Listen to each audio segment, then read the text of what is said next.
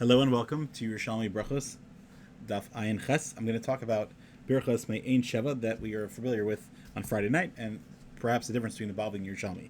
So Rav Yossi B'Shem Rabbi Bone says, Nehigan Taman, they had a custom in Bavel, which is funny, they're quoting them, but yet it seems they're going to argue with them. Kom She'ein Yain, when there isn't wine, so a Shliach Tzibor over L'chnei Teva, the Shliach Tzibor would stand in front of the Teva, V'omer Bracha Achas Mei'ein Sheva, so they won't be able to make Kiddush. Now the kasha is, what about on bread? So some people say that the Yerushalmi held you can't make kiddush on bread. We'll talk about that in a moment. But anyway, if there wasn't wine, he would say Berachos Mei'ein Sheva. That's when he would say it. Berachos Mekadosh Yisrael V'Yom Shabbos, and that was therefore the kiddush that they were yotzei. Okay, so a couple of points here. So the Haredim quotes this many times here, right? The Baal Sefer Haredim that you can't make kiddush on wine on bread. That clearly is Yerushalmi's opinion.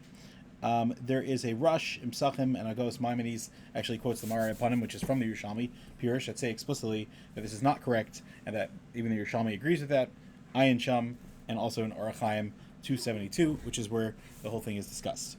Anyway, so in the Bavli Shabbos stuff, Chav Daladim and Beis, according to Rashi's shot at least, it gives a whole different reason as to why they would say Mei'ein Sheva on Friday nights, and that is because in Talmudic times the shuls were located outside the city, so it was dangerous in those areas. And normally, people would not go to shul for Maariv on weeknights, but on Shabbos people would. They would come daven there. So therefore, we want to make sure that nobody gets harmed by demons. There are other Mefarshim that also explain that just dangers of being there outside by themselves, and who gravitated towards humans on Tuesday and Friday. Now, you'll see exactly what this means. There's a very famous Rashi and Chukosai about this.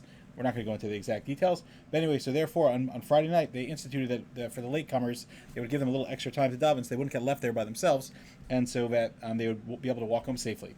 So it seems to be that, according to the Bavli, this was said every Friday night, which had nothing to do with whether there was Kiddush wine or not. But again, ironically, it's quoting what they did in Bavel. Now, it's not so crazy because it could be that in Bavel there was a custom, and the Yerushalmi was written before, and then by the time things passed down through generations, another few hundred years later, when the Bavli was written down, so that could have changed, and really it could be that they instituted, hey, this makes sense. Now the question is, what about on a Maariv, on a regular weeknight? Do we add those extra things? So right between Shema and Shemona Esrei.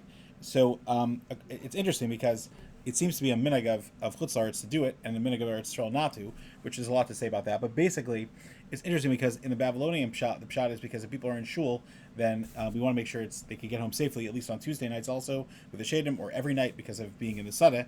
And again, that kind of was kept even though we're not in the Sadeh anymore.